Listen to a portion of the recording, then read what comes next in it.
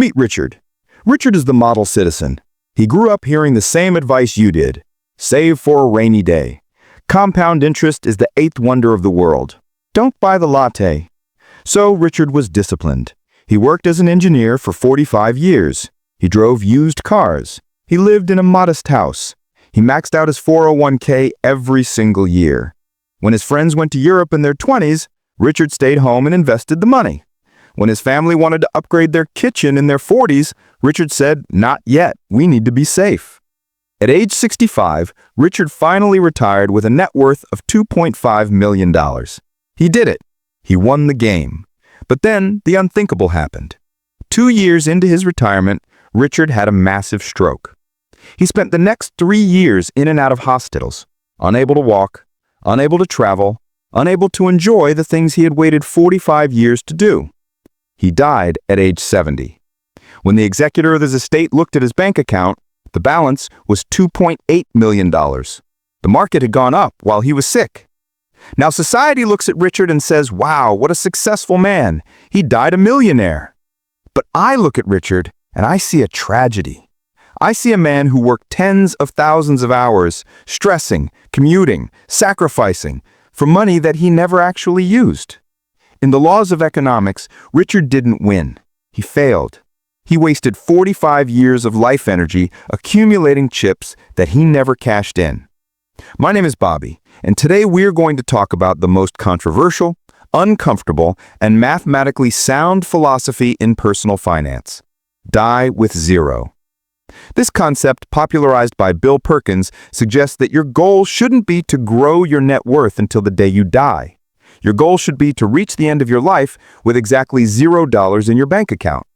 If you die with $100,000 left over, that is not a safety net. That is work you did for free. That is time you spent in an office instead of with your kids. This sounds terrifying, I know. We are hardwired to hoard. But if you stick with me, I'm going to show you the math of life energy, the science of memory dividends, and why being the richest corpse in the graveyard is the ultimate failure of resource management. Let's smash the like button for existential dread, and let's dive in. The first mental shift we have to make is understanding what money actually is. We treat money like it's the goal. We look at our net worth app, and we get a dopamine hit when the number goes up. But money is not the goal. Money is a tool. It is a stored battery of life energy. You trade your time, your finite dying hours, to get money. If you trade 2,000 hours of your life to earn $100,000, and then you die without spending that $100,000, you didn't just save money. You effectively worked those 2,000 hours for free. You were a slave to the system. You sacrificed a year of your life for a number on a screen that vanished the moment your heart stopped. This brings us to the utility curve of money. This is where the standard financial advice falls apart. Standard advice assumes that a dollar is worth a dollar, no matter when you spend it. But that is biologically false. I want you to imagine 3 people. Person A is 25 years old. Person B is 45 years old. Person C is 85 years old. I give each of them $10,000 and tell them, "You have to spend this on a ski trip to the Swiss Alps." The 25-year-old takes that money and has the time of his life.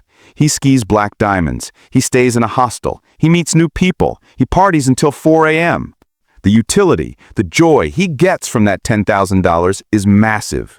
The 45-year-old goes. He enjoys the skiing, but his knees hurt a little.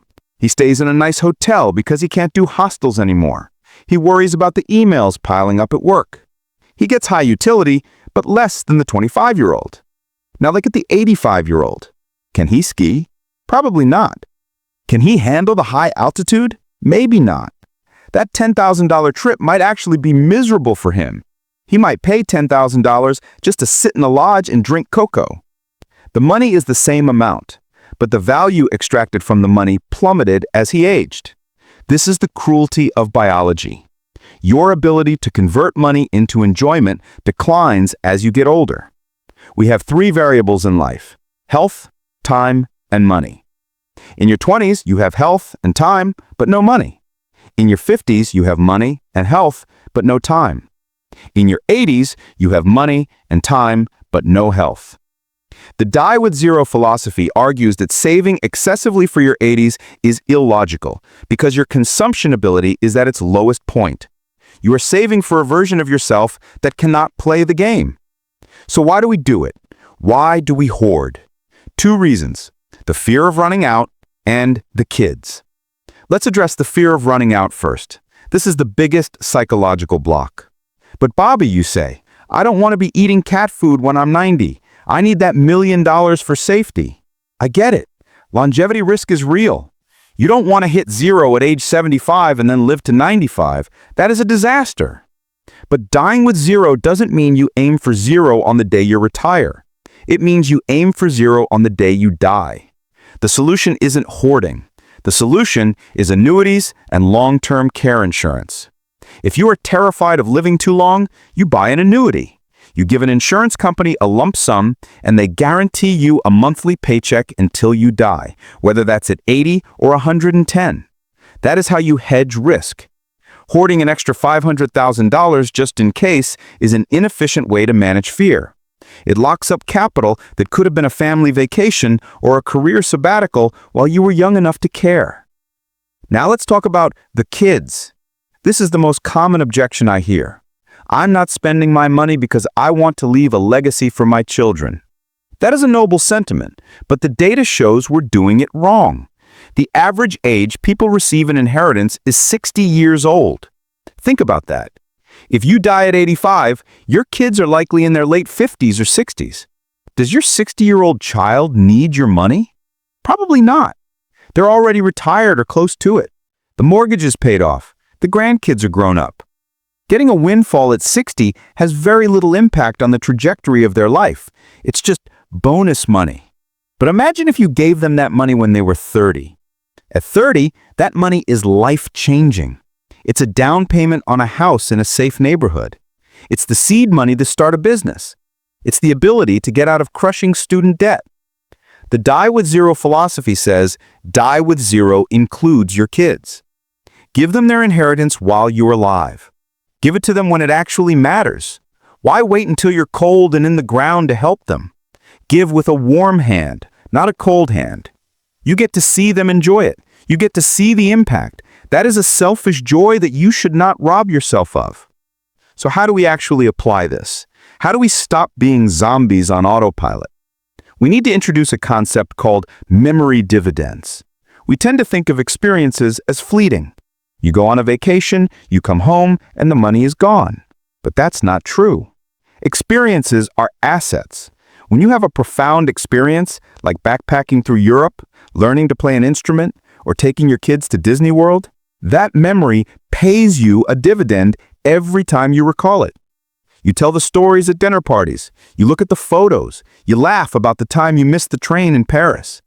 Just like compound interest in the stock market, memory dividends compound over time.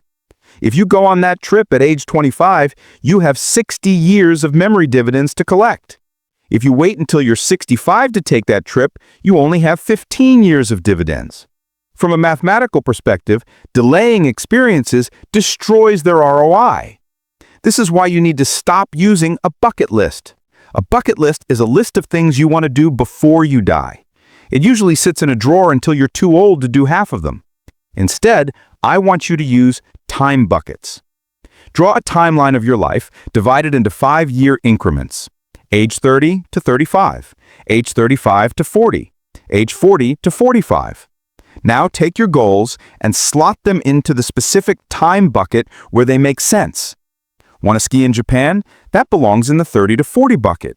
Your knees won't like it in the 70 bucket. Want to read every book in the library? That can go in the 70 to 80 bucket. Want to take your kids camping? That has a very specific window before they become teenagers and don't want to hang out with you. That goes in the 35 to 45 bucket. Once you slot these experiences into time buckets, you realize something scary. You are running out of time, not money. You realize that you need to spend the money now to secure those memories because the window of opportunity is closing. Let's look at the math of the decumulation phase. Most of us are experts at accumulation. We know how to save. We have absolutely no idea how to spend. There is a psychological peak where your net worth should stop growing and start shrinking. For most people, this should happen way earlier than they think, often in their late 40s or early 50s. If you're 55 years old and your net worth is still going up every year, you are technically working for free. You've already won the game, but you're still playing because you don't know how to stop. You are the treadmill runner who crossed the finish line an hour ago, but is still running because the machine is on. You need to calculate your survival number. This is the cost of your basic life plus healthcare until age 95. Anything above that number is not savings. It is consumption capital. It is money that must be spent or given away, or it is wasted. I want you to audit your life right now. If you died today, what is the balance in your bank account? Let's say it's $50,000. Now ask yourself, what experiences did you say no to this year to save that $50,000? Did you skip the bachelor party? Did you buy the cheapest flight with the 14-hour layover? Did you deny your kid the music lessons? If you died today, that $50,000 is a monument to the experiences you denied yourself. Now, I am not telling you to be irresponsible. I'm not telling you to blow your rent money on bottle service. If you are in debt, if you are struggling to pay bills, this video is not for you yet. Your focus is survival and accumulation. But for those of you who are savers, for those of you who have hit your Coast Fire number, for those of you who feel guilty every time you spend $1, you need to realize that the aim of life is not to have the high score on the leaderboard when the game ends. The aim of life is to play the game. The tragedy of Richard wasn't that he died. We all die. The tragedy was that he delayed his life for a future that never arrived. He traded his prime years for a surplus that became a statistic. Don't be Richard. Calculate your number, buy the experience. Give the money to your kids while they can still use it. Build the memory dividends. Your legacy isn't the number in your bank account. Your legacy is the memories you leave in the people you loved and the memories you keep in your own head. Die with zero regrets. Die with zero wasted energy. Die with zero. If this philosophy scared you a little bit, or if it made you rethink that trip you've been putting off, hit the like button. I'm Bobby, and I want you to be wealthy in life, not just on paper. Subscribe for more ways to hack the system, and I'll see you in the next one.